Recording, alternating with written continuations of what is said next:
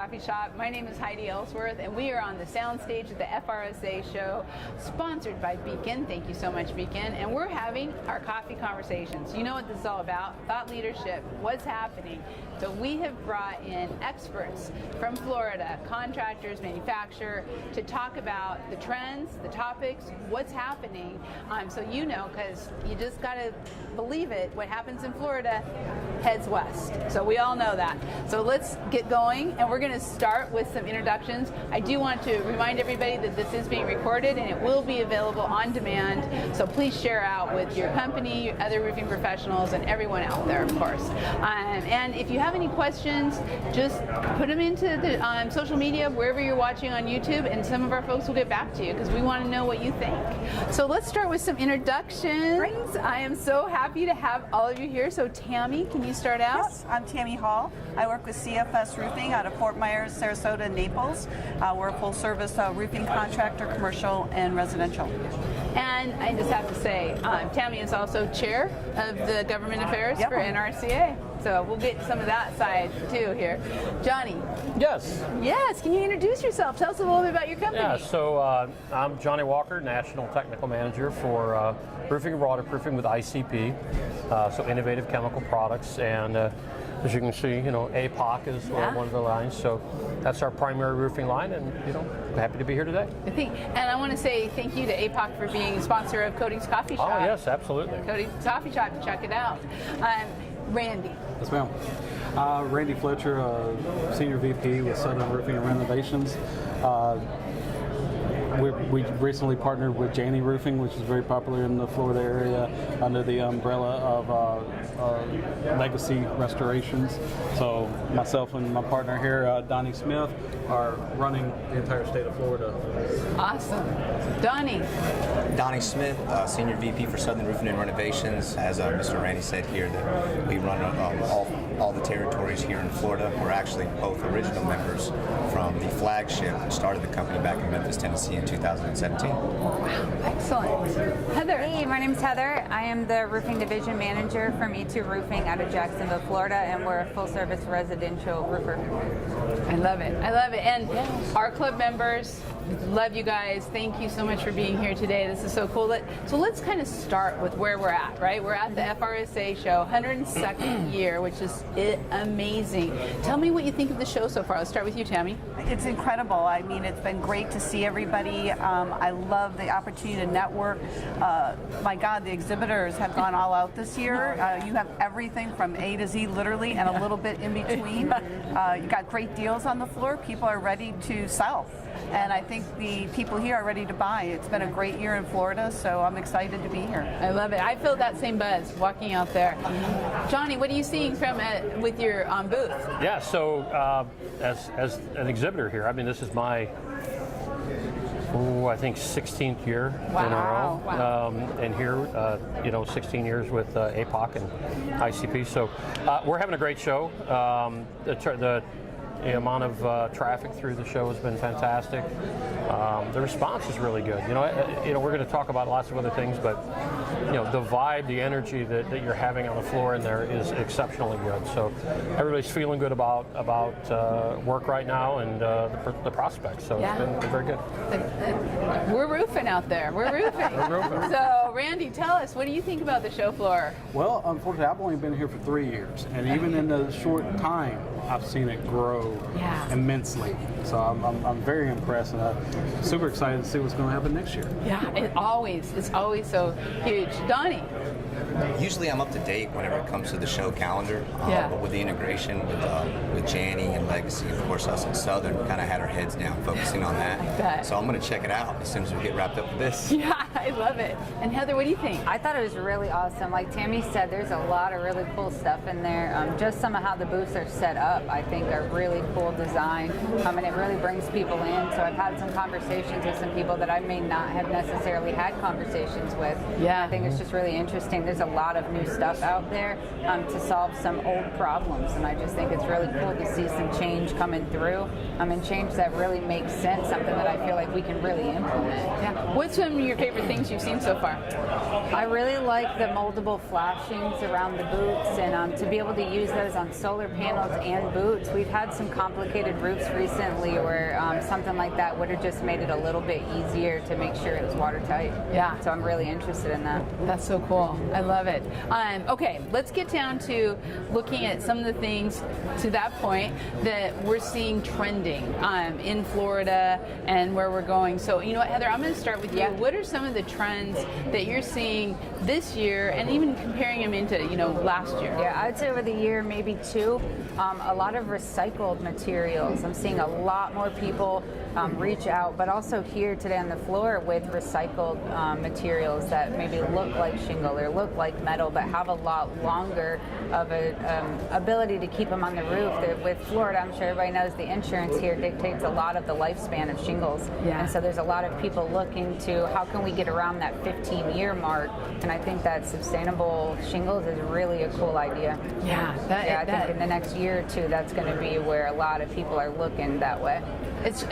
Our products are changing, Yeah. right? I mean, with the demands of the environment, the demands of the market, it is interesting. Automation technology is starting to change how we're looking at those products, and this is a great place to. Oh yeah, to kind of see it all together, Yeah. and to have people ready to talk about it and explain it and show me how it works. And the conventions are perfect for that type of stuff. It is. So, wow. So one of the biggest trends we've had, 23 and 24, are mergers and acquisitions. Yeah. And so we are seeing a lot of M&A. So Donnie, along with what you're seeing trending in the market and with your customers and stuff, also kind of talk a little bit just about what you're seeing with the M&A and your experience with merging with Gianni.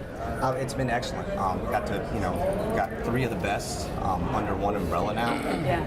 We're getting together because there's things that some do great, some they work on, and getting together with the melding of the minds to find out the best business practices. It's been a challenge, but it's been exciting every step of the way. We're pulling the best from each and putting it together to create a real powerhouse. Yeah. It's been great. But as far as the things that I see trending, I was blessed with the opportunity to be responsible for scaling one of our newest markets down in Fort Myers. And as you know, that's a big tile market, concrete tile. And then we know the wait times that we have right now. We've been suffering from allocation since COVID, and with all the development we're doing in the state as well, they're just not picking up.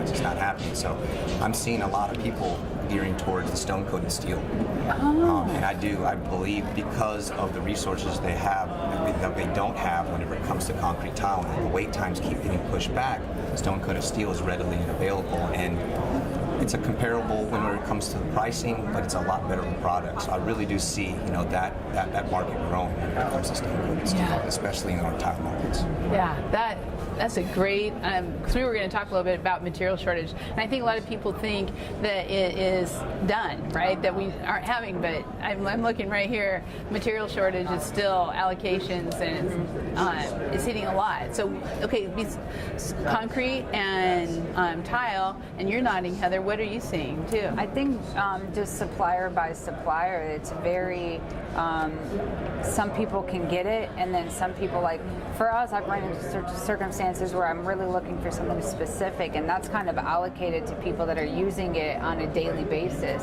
And so it's harder to make those relationships where it's like, I want to start using something, or I have a homeowner asking for something specific.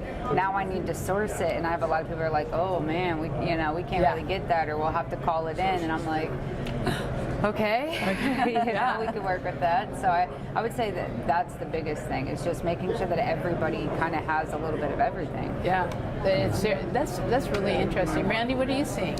Oh, I'd give a shout out to Suncoast Roofing Supply. Ever since Ian, they've jumped through hoops to try to get us as much material as possible. Yeah. But yes, we are blessed being in Florida because, with Owens Corning having a plant in Jacksonville, and then JAF's is in Tampa. So we haven't had much supply issues as long as we stick to certain colors. Yeah. That's right. That's right. You can have everything you want as long as it's black. Yes.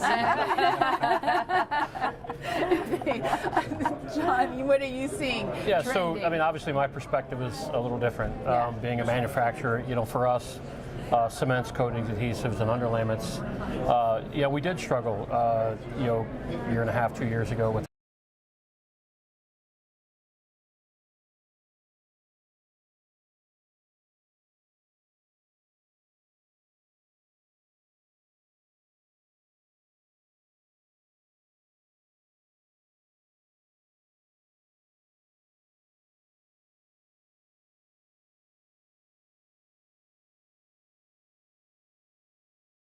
And, although we have the adhesive, the tile isn't ready. So we do see that still affecting our business, even though we don't have the issue.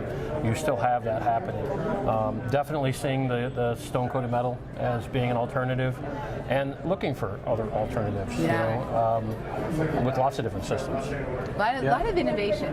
I think some people just don't realize how much of an ecosystem roofing materials can be. right. The tiniest little defect can just have a domino effect. For example, that barge in China that did the canal.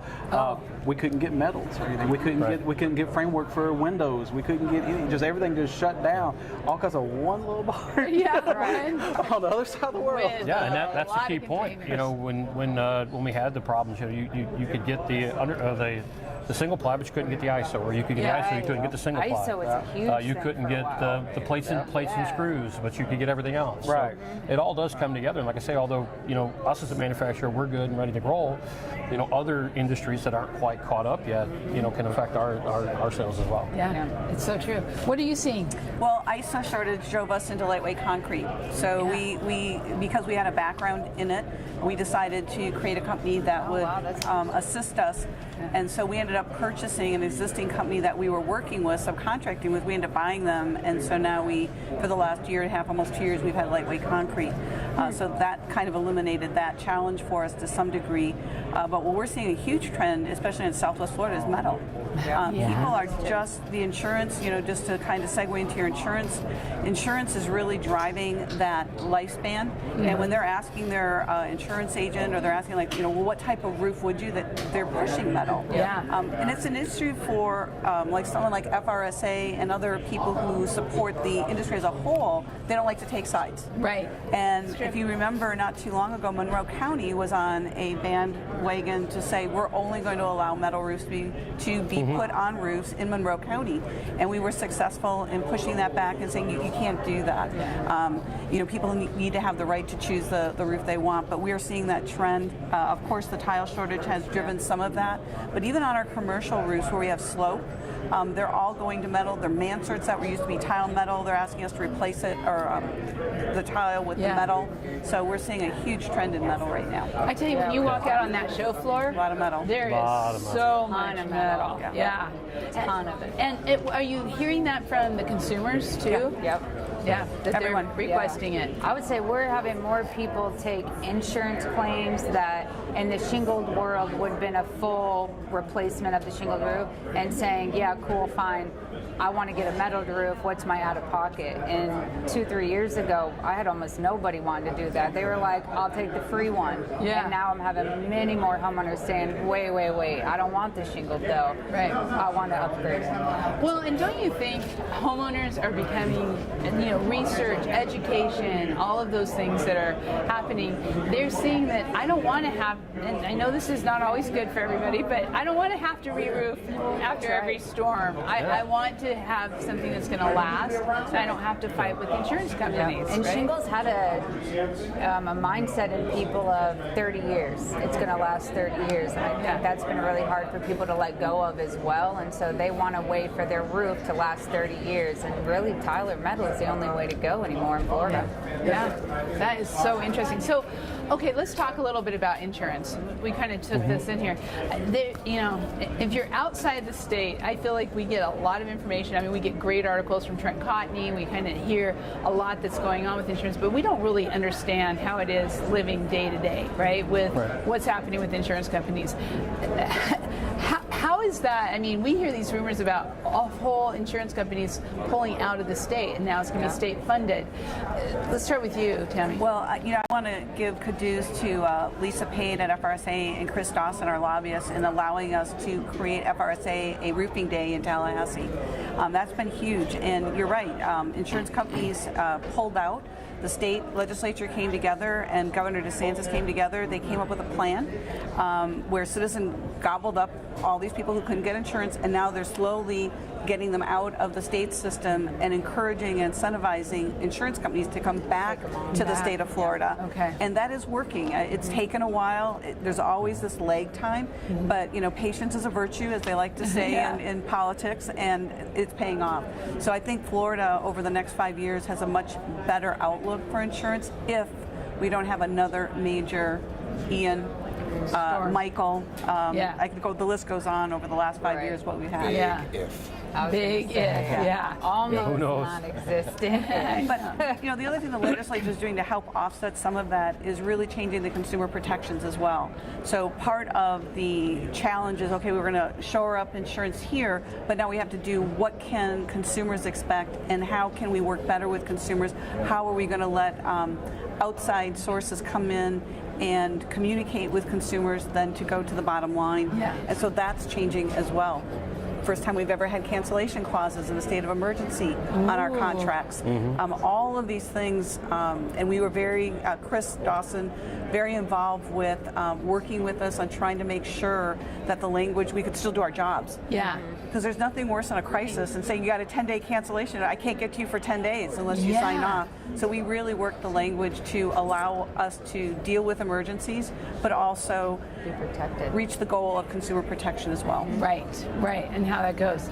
Johnny, what are you seeing about insurance? So, it's kind of a take the good with the bad scenario for us. We make residential roofing products and commercial roofing products, and we make restoration products. So we're seeing, that when a roof has to be re-roofed, well then we can benefit from that. But on the opposite side, we're seeing where a restoration might have been able to restore an existing commercial roof, and they're saying absolutely not. We have to tear it off and re-roof it. When there's no leak, the roof is in good condition. Now you're going to be filling a landfill, so that's not environmentally friendly. Where a restoration could prolong the life of that for another 15 or 20 years.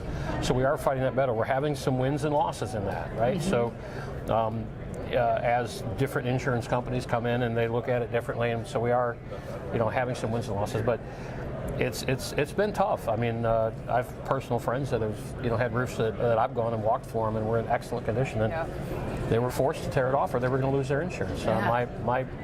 My family, exactly the same issue. And that's a huge expense when you don't have to go that direction, but you want to make sure that there also people are being taken care of. And one of the things that really concerns me in the state of Florida with it, especially with your homeowners, commercial is one thing, but when you think of the large percentage of fixed income folks that we have here in the state of Florida, and if they've got a roof that could technically maybe has a manufacturer warranty that's still another 5 or 10 years out, and they're being forced to tear it off at this point. And I just, that doesn't seem, prudent, for that individual. It's what you really tweak in my mind too is this balance between financial environment and the insurance companies trying to figure out how to but it seems to come back to just put some really good roofs on metal. And Randy, with that being said, go back to the metal roofing. I'm from Tennessee. I was shocked to know how many people along the coast don't have roofing insurance. They have exclusions to their roof because they just plan on replacing their roof every 5 years. So now with the stone-coated metal and products like that coming out, it gives them more options to protect them for a good 50, 60, 70 years instead of every 5. Yeah. I know, and I think that's it. Are you seeing the same thing, Donnie? Yeah, absolutely. Down there in Fort Myers and everything, they've got hit pretty bad with Ian and whatnot. We're dealing with a lot of adversities when it comes to insurance, just like everybody else has. We just pride ourselves on preparing our guys for that, having them vetted as well as we can when it comes to insurance, to be able to navigate that and going to an attorney or a PA is kind of a last resort. Luckily, we had a little bit better success. It's a little bit smoother when it came to insurance in the markets that we came for in the Mid-South, the Tennessee area and whatnot. But just a lot more document presentation and a few more hoops to jump through. Because you're predominantly residential, right? Yes. And so that I think is also, I know there's been a lot that's gone on in the state about really that consumer protection of being licensed, doing it the right ways, and that takes a lot of work to make sure that you are presenting Absolutely, thing, and especially with growth. it's so important because there's a negative connotation whenever it comes to a roofing contractor because of certain individuals, and it's an adversity we face, but also whenever we do it the right way or stand up, it just makes us shine that much more. Obstacles are opportunities. Yeah. Being here at FRSA at the show, Heather, you're nodding. You're like all the way around.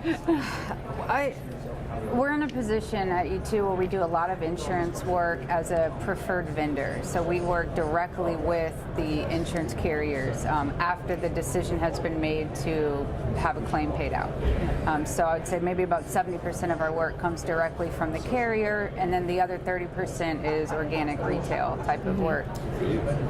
So I kind of see both sides of that. And so there's the side of, I come across some roofs that homeowners have filed a claim or are attempting to get a claim approved, and I'm like, there is some homeowner requirements that, general upkeep, and you can't have a barbecue on your flat roof, and think that it's going to be wind damaged. Like, there's certain things that don't qualify as a claim.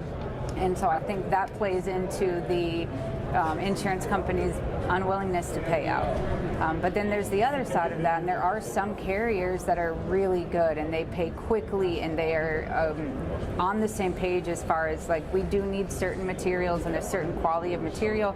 We don't need a hand washing station and a porta potty for a week at the job site. We don't need to include those things, but there is a middle ground. And so I think with insurance, it can be really tough if the insurance companies don't understand that the relationship with the roofer is really important, to be local to the homeowner, to be in your territory. I'd say storm chasing is probably the biggest obstacle that the insurance world in Florida is facing. Is there's so many people traveling to storms and doing quick work that's not as carefully watched as it could be, because it's a cat situation, and then they're back to wherever it is that they normally work out of, and now we have no warranties able to be withheld, and so that creates problems for roofers like us. So this is our home, and we're working for our community, in our community, and we're trying to combat with the people that are coming in so much lower, but that's because they don't plan on ever answering a phone call, they don't have an office, they don't have a labor warranty, and so that's a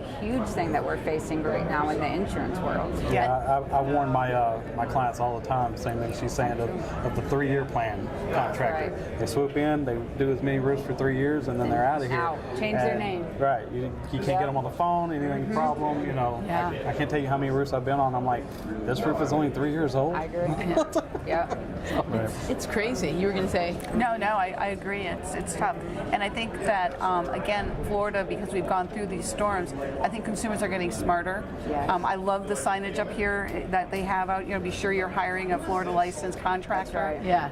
And I think that all of us in our own businesses, on our websites, and our own communication, in the groups that we talk to, chambers of commerce, things like that, we're expressing we are the good vendors. So please don't put us in the same bailiwick as the other folks. We're going to tell you, we're going to be honest, we live here, this is our home. And so if you have a question, I'd rather you call me, even if I don't get the job, but call me. Just don't be blind to just take any bid. And make sure you're comparing apples to apples. So many people will come in and say, oh, why are you $5,000 more? Well, they left off your drippage, they left off a list of things that they're going to come back and give you a change order for, or you're not going to have them, then you're not going to pass inspection, and you're going to have them. Or the Frankenstein roof with all different materials, and you're just like, oh my God. Frankenstein roof. I like that. All right. I had not heard of that before. I'm going to use that. I'm going to use warranty issues, and I'm just like, well, this is the leftovers from the shelf that you had? Like, this is not a complete roof. I try to warn my clients all the time because they do tend to prey on the elderly, but this is the first time I've seen where a roofer will tear off about a foot of the perimeter of the roof and then leave the rest of the roof on there and put a new roof on top of it. They thought they got a new roof. It looks like it's only one layer until I go to tear it off. I'm like, here's your problem. That's why this roof is only 8 years old. It's 2 roofs. That's terrible. Terrible. Oh my gosh. I've seen it 3 times since I've been here. Shame on that It's always inspector. been the elderly, and I'm like, That's criminal. That's criminal. That's criminal. And when you're in the middle of a hurricane or right after a hurricane, of course, everybody's desperate to get roofs and get everything, and so it puts so much pressure on the industry right then, and it makes that room, unfortunately, for some of the scam to come in. And I agree. Yeah. So I want to kind of shift gears and talk a little bit about labor and the labor shortage. It's really interesting because there's been a lot coming through on immigration, regulations. I mean, we even had a New York Times article on child labor, and they called out roofing. And yeah, and so I'm just curious how you're all dealing with the labor shortage, if you're seeing it, and how, and kind of what you're doing. Tammy, let's start with you. We right now are good, but it comes in waves, and we're very fortunate. People like working for CFS, so we get crews that will come in and want to work, and so we're in good shape right now. But honestly, Senate Bill 1718 that DeSantis signed for us really put a scare on our Latino market. Right. We lost probably about 4 or 5 crews from that. We had to hold special classes. I had FRSA lobbyist Chris Dawson come down and speak to Southwest Florida, so you could really understand what that meant. If you're doing government work, how you have to verify, and that was a challenge. And I think that there's still, well, we're not experiencing ourselves personally. I'm talking to other roofers who are really challenged right now, and they're very concerned about the I-9 verification and how that's going to roll up and what that means. A lot of people are going to subcontractors. That subcontractor area is getting pushed versus W-2s. We're a W-2 contractor, and we've been able to I-9 and verify, but that is a challenge for us. When someone comes into the system, you got to bump them out. Yeah. So we're fortunate, but it is going to continue to be a challenge as the state of Florida looks at immigration and how they're going to deal with that. And get everything done. Yeah. It needs to get done. Yeah, yeah, that's the thing. And it's not just contracting. It's not just out in the field. It's manufacturing too. And you have a large manufacturing plant. Yeah, here, so Tony. we've got a huge footprint all across the United States and even overseas. So, it varies from state to state, country to country with us. But, here in Florida, we're fortunate that, very much like you said, we're a quality company, and we're kind of sought after. We treat our employees right, so we tend to keep them long term. Not that we haven't had shortages. We've had some issues at some of our other plants, like in one of our robot plants in Alabama. Just finding good quality people that can come and work. And but just like you, it's although we're not really experiencing it, we have contact with all of our contractors in the field, and they're all experiencing it to some varying degree. Yeah. And it's been tough. I think it's partly generational. That you laugh, right? You know what I'm talking about. Yeah. There's a lot to that. There's a lot to that. There's a lot to Yeah. that. I think we have a generation that they want something for nothing, and reward requires a little bit of time and sweat and work, and I can speak. I've got 3 children, and 3 of them that I've three boys that I've said, you can go into roofing and make really, really good money, and they're like, I want to be on a roof. Yeah. I want to be hot. I don't want to do that. I'm like, Well, okay. and I think that's why automation and technology is going to play such a role, especially when manufacturing, but out on the roof too. Yeah. I mean, we just saw a machine, a robot that can do shingle roofs. I saw that. You The read it? AI robot putting in the shingles. AI, I'm yeah. like, oh my So, God. some of these I'll have to field, check that out. yeah, it's gonna, it's really cool. Go ahead. Like what Johnny said, you got to take care of your employees, and we do the same thing. We go through a lot of scrutiny to make sure that all of our labor is legitimate, legal, and competent. So once we find those crews that are just A-plus crews, we're not going to let them go anywhere. So if your kids want a job, just come. I love it. Donnie. We're pretty good whenever it comes to labor and everything like that. But whenever it comes to the workforce and the generation, we're seeing a lot of that when we're bringing in our internal staff and whatnot. But we have a great recruiting department that kind of leads that out to a certain extent. And then whenever we vet them and bring them on, we really do pour ourselves into them. We give them the tools of success. I can provide all of that. All I need is a little work ethic. Yeah. And go from there. Go through it. That's so true. That's so true. What do you see? And pretty much the same thing as everybody else. We're in a good spot currently. I think when the changes first got made, it definitely scared some people, and so we're kind of seeing some people come back and say, "Oh, wait a second, it's safe now," you know. But kind of the same thing. Once you find a good crew, you just really have to keep them. Where it's affecting us the most, I would say, is in workers' comp prices. It's cost so much money in-house to insure the employees, and that's not a cost that I can give to my homeowner that needs a new roof. Those two costs don't really correlate, and so it's hard to pass on those. So we're absorbing more and more insurance costs to hire people on, and then to have them not work out, or like you said, I think COVID played a little part in giving quick money to some people, and so they're like, wait a second, I have to do what before I get paid? It's not as easy as just, you know, showing up and leaving every day, and I'm like, no, there's some physical work. There's a lot. Here. Yeah, so I'd say those two things: finding the labor, and then the cost to keep and train them, and making sure that that pays off before, you know, they go to an opportunity where there's another company saying, "Hey, we'll pay you 5 more square, we'll pay you 6 more square." So I feel like we're losing people over quick, fast money that probably isn't long term. But the company culture and what you offer in benefits, those are the things that make for a career. For sure. Yeah. Yeah. So it's making sure that we offer more than just that quick. Like he was saying, we got to train our people, and we have to pour our heart and soul into them. And it's more than just getting this roof done. It has to be a long-term plan to be successful. Allow them upward mobility into a company, or else you're just not going to keep them. Yeah. And continuing education, training, all of that is so important. And I think that's one of the things we're seeing as we're talking about this next generation. You know, part of the problem has been that the roofing industry didn't get into the schools. They didn't get into the vocational schools or into the construction management, and that is changing. And I think that, you know, people are seeing what a great career it is, what a great community, great culture as they're going through. And I'm going to actually start over here one more time, because I know I usually try to go back and forth, but I know you've been working on this, Tammy. But what are you seeing in the vocational schools, the universities in Florida around the incorporation of roofing and getting our brand out there, getting our industry in front of young people? Well, 6 years ago, Florida Gulf Coast University, which is the 10th university in the state of Florida, created a construction management.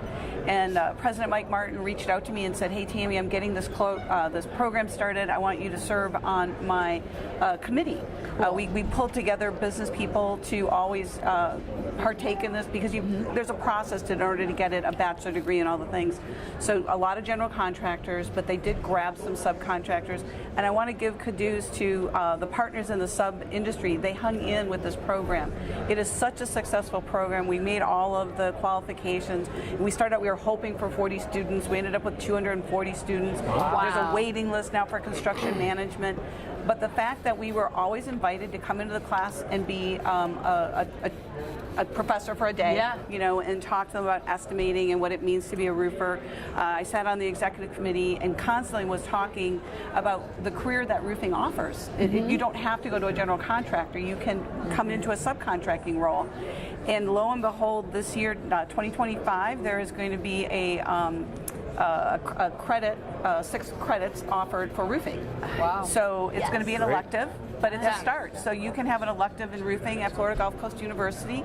NRCA did a great job with Clemson University, an online program where you can actually go through. There's 2, it's part 1 and part 2.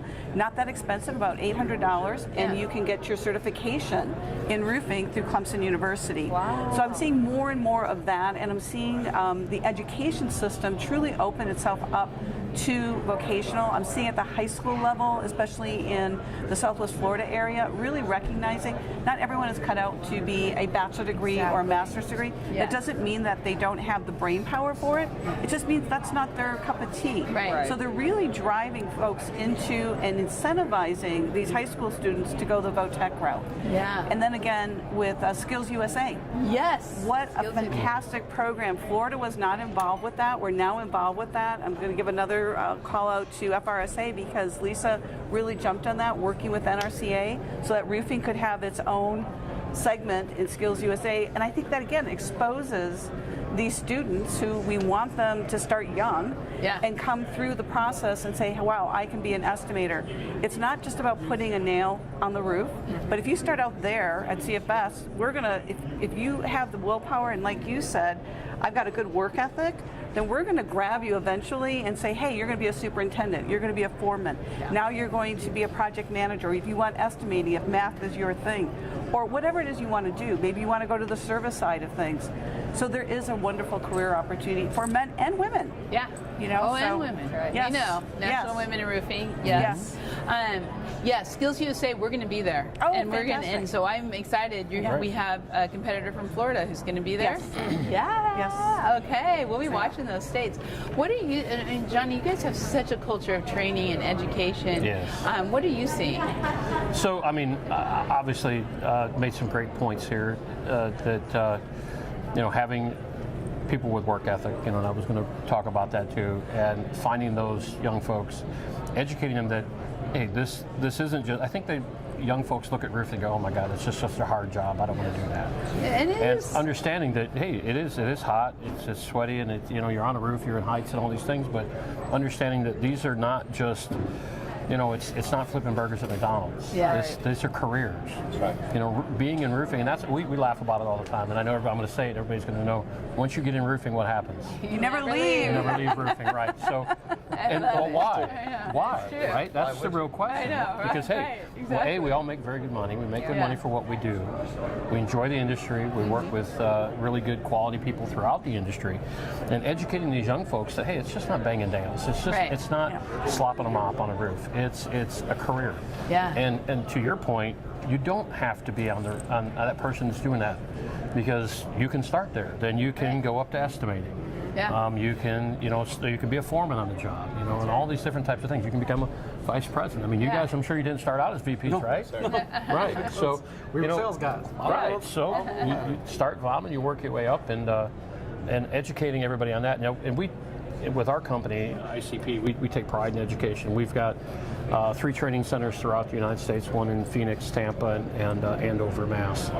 And we're focusing not so much on the young folks, but on our current roofing customers and bringing them in and educating. But we also work with all the different divisions in our company, and we bring in training.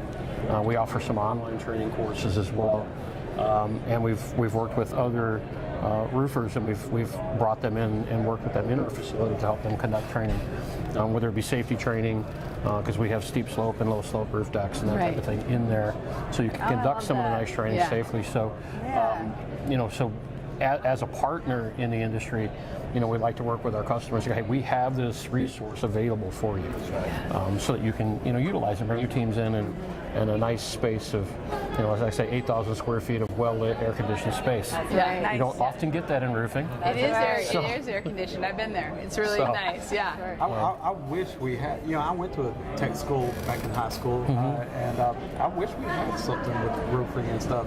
I was actually roofing in high school, except, in Tennessee, we're a little messier. They just slide all the shingles off and it hits the ground. And a guy like me is running around with a wheelbarrow and scoops them all up, runs up a homemade ramp, dumps it in.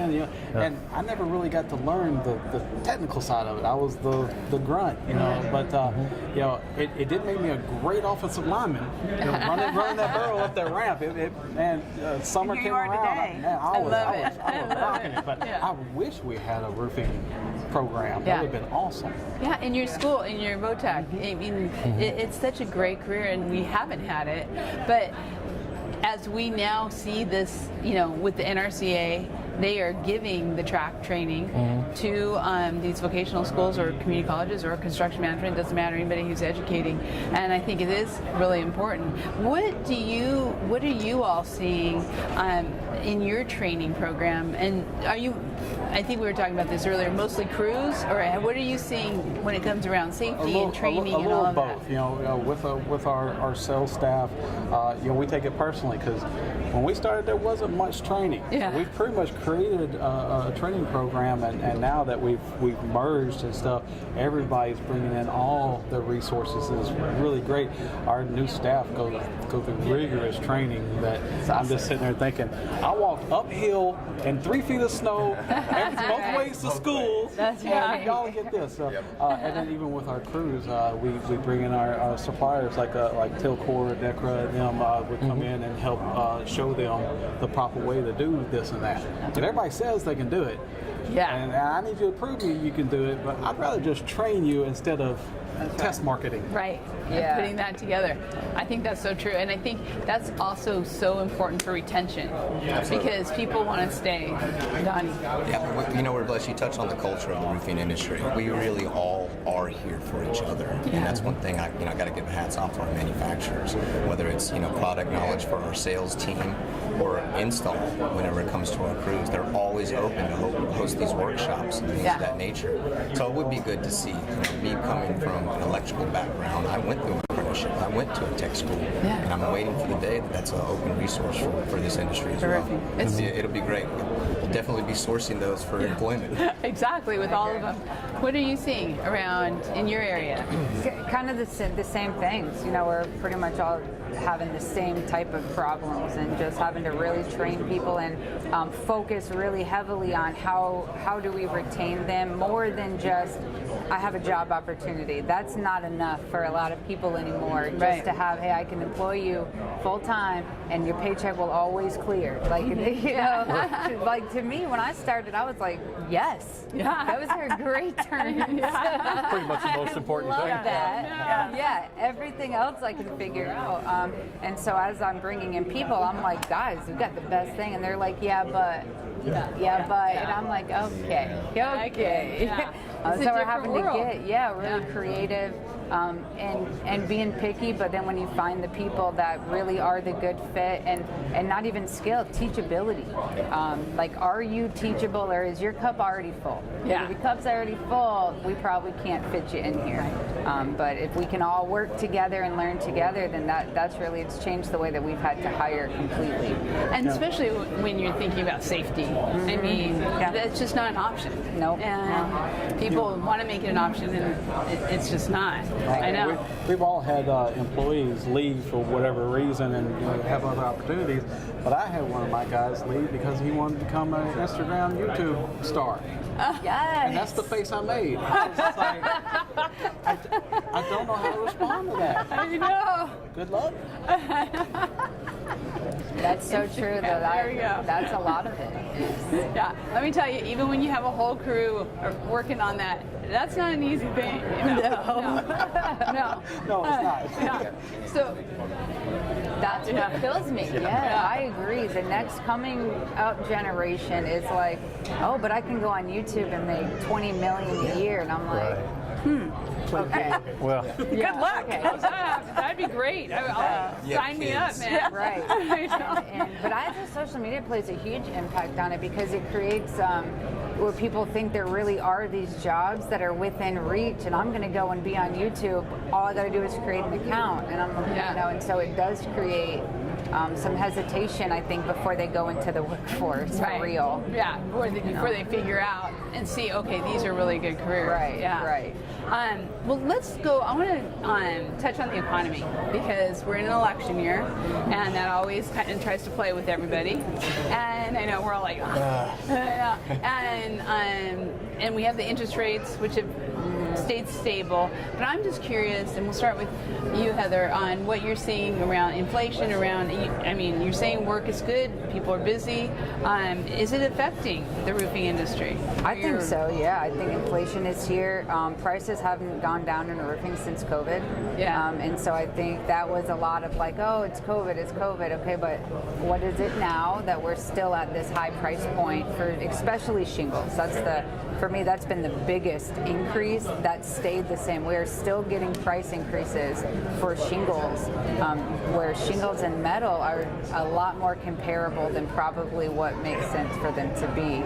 And so I'd say that's where inflation is killing us in the materials. And then, like I said, with the higher cost of insurance to run the business, I think those two things together have caused the overhead to just skyrocket without the ability to push it off to the buyers of the the roof, but we also can't save that money in labor either. Our labor costs are the highest they've ever been, and going up daily. And so when cost is going up and there's nobody to cover that expense, it falls back on the contractor. Right. And then we struggle. And I think with acquisitions, that's a lot of what it comes down to. There's a lot of people that just cannot withstand that because they can't front the money, whether it be the insurance company that takes 90 days or 120 days to pay out on a claim, or it's a homeowner that maybe didn't know how bad their roof was until we tore it off, and now they have bills that they didn't know that they couldn't pay. Yeah. Right. You know? It's like before COVID and everything, I would give out an out-of-pocket bill, and I'd have this is good for a year. And now it's so volatile ever since COVID, election years and everything, gas prices going up. I can only give a 30-day notice. It's like, here's your bid, because in 30 days it's going to be different. Absolutely. Because during COVID, every 30 days we were getting new pricing sheets from everyone, and I was like, oh my God. On everything. Right, we didn't have a pricing change for over a year, 2 years, and now all of a sudden every 30 days it's something different. I agree, and they've never gone down. Never gone down. No. Never.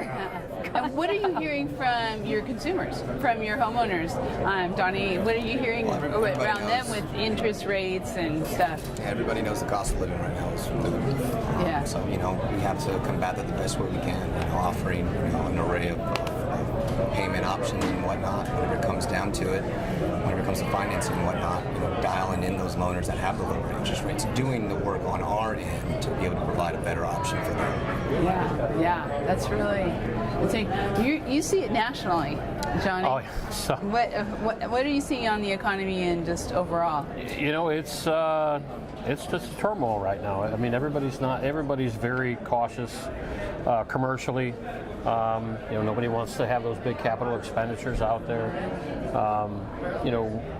We're of course, I mean, with the restoration side and repair side of what we do, everybody's looking at the least expensive options, and those are sometimes the least expensive. So, nationally, we're seeing that grow more as the economy becomes tumultuous. We see more of that happening because it's a lot cheaper to repair it, stop a leak for the day, than it is to re-roof it.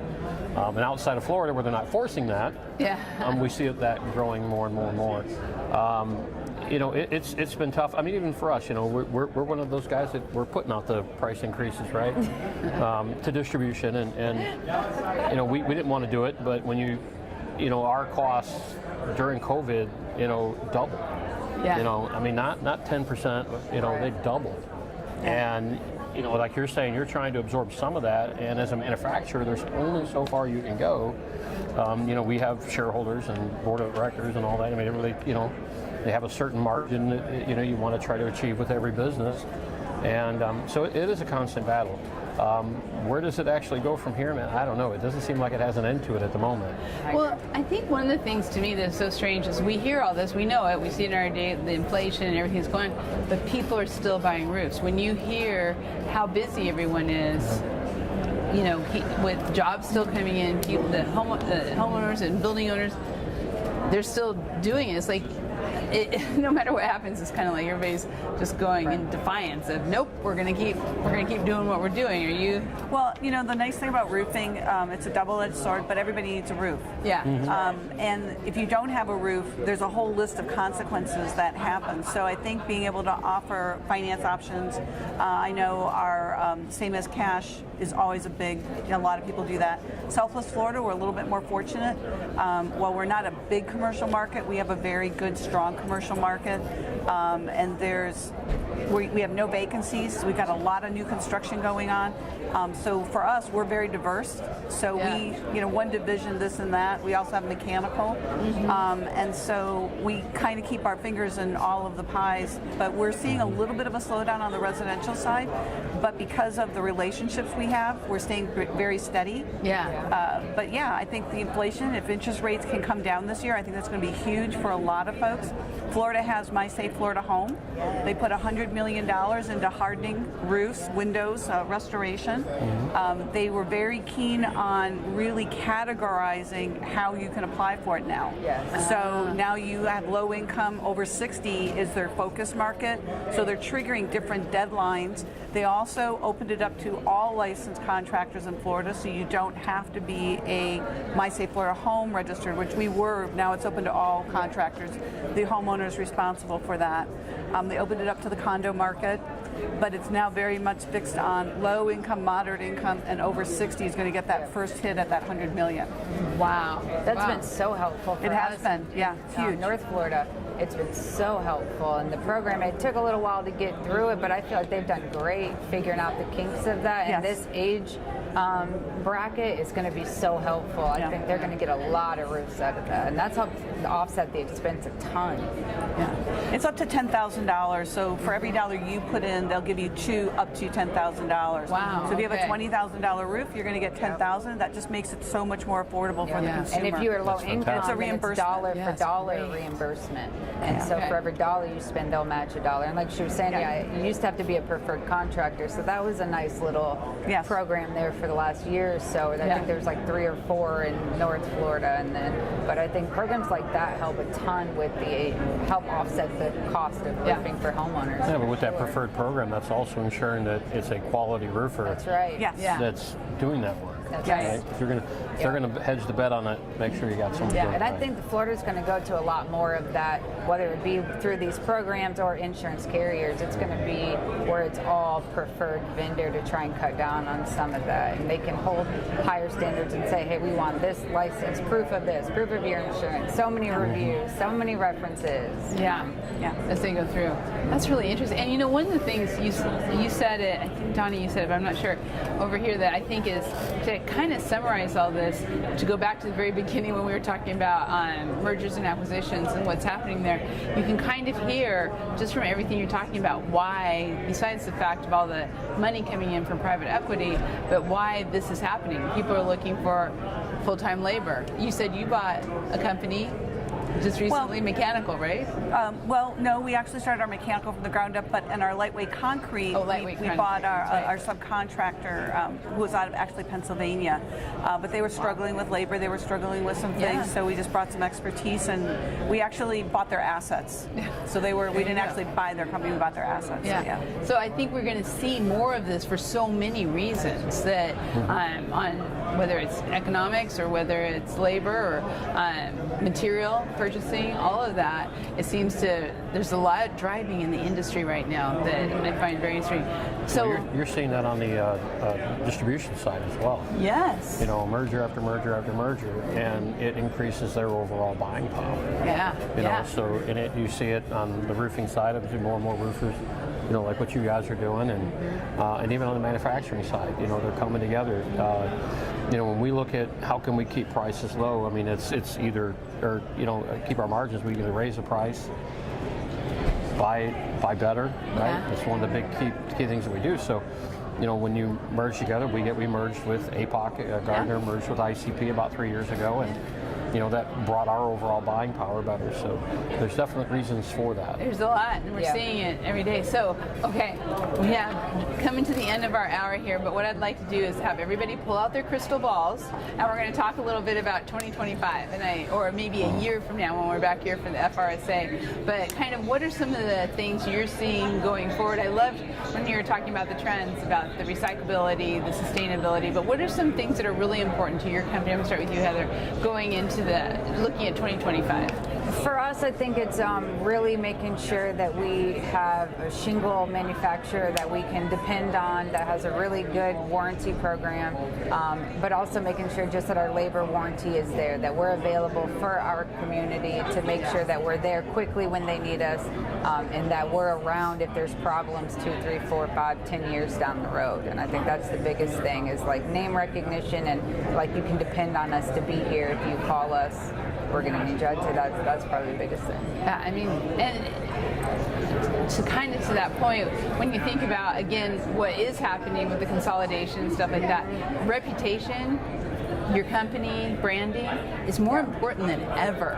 Yep, I agree. Yep, and it counts down, if a storm's going to hit Florida, we're going to have high winds, we're going to have hail, we're going to have bad weather. And it's nice to know that you have a roofer that you can trust and call, and not every roofing incident is it, oh my gosh, I got to find somebody. Oh, I got to find somebody. Like, we want you to meet us, like us, have a good relationship with us, and then reach out if you need us down the road and kind of take that anxiety away. So I'd say that's the biggest trend, and then also going to sustainable roofing materials. I think there's going to be a huge push to that in the next year or two. And like you were saying, the steel coatings and stuff, it's going to be a game changer. And as the south kind of upticks it, it'll slowly trickle up north, and we'll be seeing it in the next year or two.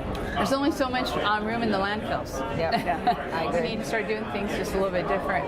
What do you see in your crystal ball, Donnie? I know we've beaten the stone-coated steel to death, but I'm just going to see continue that to growth. You know? I mean, you got to think people with the shingle roofs that want that tile look. That's right. They don't have to do anything with any kind of structural changes because it's actually lighter than shingles. Then, the acquisition, what we did this year, just what I touched on earlier, is getting the best business practices and growing, our company, and then always being there for the community. Just becoming the neighborhood roofer. They're so jaded when it comes to the storm chasers and whatnot, giving us a bad name. Being able to get them to trust us, that's huge to us. That letting them know that we are here to serve the community. And you're very good at that. I'll attest. As far as for one, I want to see this robot roofer. That's right. As soon as we leave here, I'm going to check that out. But like they said, we're battling storm chasers and everything, and when the clients don't understand, they got a bid for a roof 5 years ago, I'm giving them a bid. Oh, you're way too high. I'm like, that's the standard. I'm at my minimum. There is no haggling. This is my minimum price. And then somebody else come along because they can cut corners and material and use lesser product. And you know the statement, you get what you pay for. That's right. So all I can say is I have a little joke I tell my client at the last day of the build, and we're wrapping up and everything. I say, unless you're sending me a referral, I hope I never hear from you again. That means I did a good job. You don't have any leaks, you don't have any problems, we're good to go. We're all good. So quality, durability, all those things are going to be.